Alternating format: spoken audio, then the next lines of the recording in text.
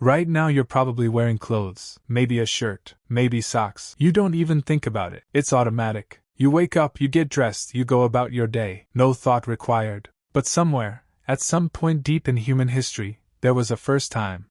A moment when a human being looked at an animal skin or a woven leaf and decided, I'm going to wear this. So when did that actually happen? Why did it happen? And why does it matter so much that some scientists consider it one of the most important inventions our species ever made? The answer is stranger than you'd expect, and it involves lice. Let's start with the obvious theory. Humans lost their body hair a long time ago, around 1 million years ago, according to genetic research. Without fur, our ancestors were exposed. Cold nights, harsh weather, no built-in protection. So clothing must have come right after that, right? To keep us warm. That seems like simple logic, except it didn't happen that way at all. Here's the twist. Humans lost body hair about 1 million years ago, but clothing didn't show up until much later. So for hundreds of thousands of years, early humans were walking around with no fur and no clothes either. Just bare skin, exposed to the world. That's an enormous gap. Hundreds of thousands of years of nothing. So how do scientists even know when clothing actually began? Cloth doesn't survive like stone tools do. It rots. It decomposes. It disappears within decades, sometimes years. This is where it gets weird. Scientists use lice to figure it out. Yes, lice. The same tiny bugs that live in your hair. Here's the logic. Body lice, the kind that live specifically in clothing, are completely different from head lice. They evolved separately. And they almost certainly didn't exist until humans started wearing clothes, because body lice need fabric to survive in. No clothes, no body lice. So by tracking when body lice genetically split off from head lice, scientists could estimate when clothing was invented. And the answer they got was about 170,000 years ago. That's the moment researchers believe clothing became a regular part of human life. But here's the part that surprised even the researchers themselves. Humans started wearing clothes about 70,000 years before they ever moved into colder climates. Read that again. 70,000 years before they needed it for migration. That means clothing wasn't invented because of an emergency. It wasn't. It's freezing right now. We need this immediately. Humans were already wearing clothes for tens of thousands of years before they actually needed them to survive somewhere new. So why did they start at all, if they didn't need to yet? One leading theory points to ice ages. The timing of this discovery lines up with an ice age that happened before the more famous ice age most people learn about in school. That means even in Africa, temperatures could drop enough at certain points that early humans needed extra protection, especially at night. So clothing may have started small. Not full outfits. Just wrapping something simple around the shoulders during cold nights. Not fashion. Not status. Just basic survival prep. Earlier than anyone expected. And this single invention changed absolutely everything that came after. Researchers believe it wasn't until humans had clothing that they were able to migrate out of Africa into colder parts of the world. Without clothes, humans were essentially trapped in warm climates. The cold simply wasn't survivable for long stretches without some kind of body covering. But with clothes, suddenly Europe became possible. Asia became possible. Eventually the entire planet became livable for a species that originally evolved in tropical heat. One invention. One decision to cover the body. And it opened up the whole world to us.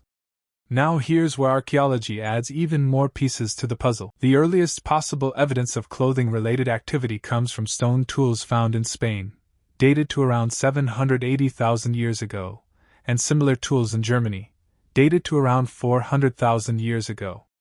These tools may have been used to scrape and prepare animal hides.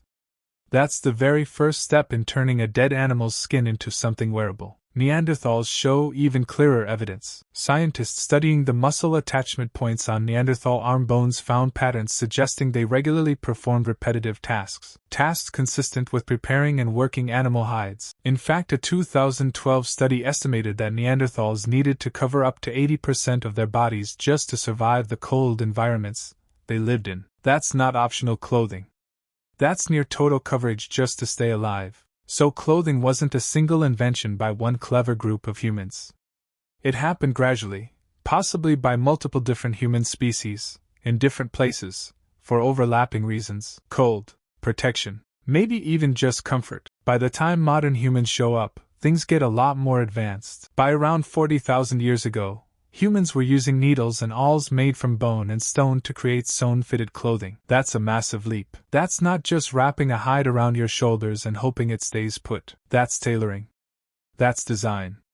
That's actual clothing construction, with shaped pieces sewn together to fit the human body.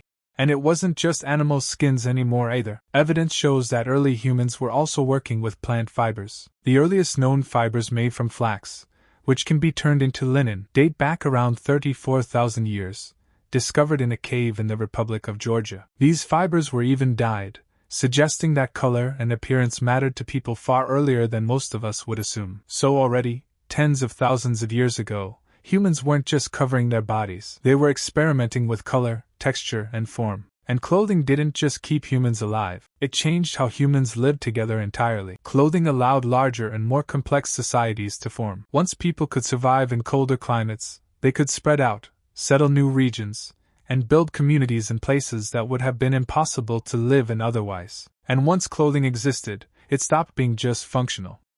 People began using shared clothing styles and symbols to identify with specific groups. What you wore started to say something about who you were, your tribe, your role, eventually your status and wealth. As dyeing techniques developed, this idea intensified. Bright colors, rare dyes, and specific patterns became signals of importance. In many ancient societies, certain colors were so expensive or difficult to produce that wearing them became a direct symbol of wealth and power. Some cultures even created laws restricting who was allowed to wear certain colors or fabrics at all. That idea never really went away. It's the exact same reason clothing today still says something about identity, belonging, and status. Whether that's a uniform, a designer logo, or a particular style associated with a subculture. Here's the strangest part of this whole story. Most people assume the original reason humans started wearing clothes was modesty, covering up the body because of shame, embarrassment, or social rules about nudity. But historically, that idea is much newer than people think. Some historians point out that the popular image of primitive humans desperately covering themselves out of modesty became especially popular during the Victorian era, a period when society held extremely strict, sometimes anxious, views about the human body. In other words, that assumption says more about Victorian culture than it does about actual ancient humans. The real, original reason humans started wearing clothes had almost nothing to do with modesty at all. It was about surviving the cold, long before anyone strictly needed to, driven by foresight, adaptation, or maybe just trial and error during a series of unpredictably cold nights, tens of thousands of years before our ancestors ever set foot outside Africa. So the next time you put on a jacket without thinking twice, zipping it up, barely registering the action, remember this. Somewhere around 170,000 years ago, a human ancestor did the exact same thing for the very first time in human history. Not because they had to, but because somehow, long before it became necessary, they figured out that they should.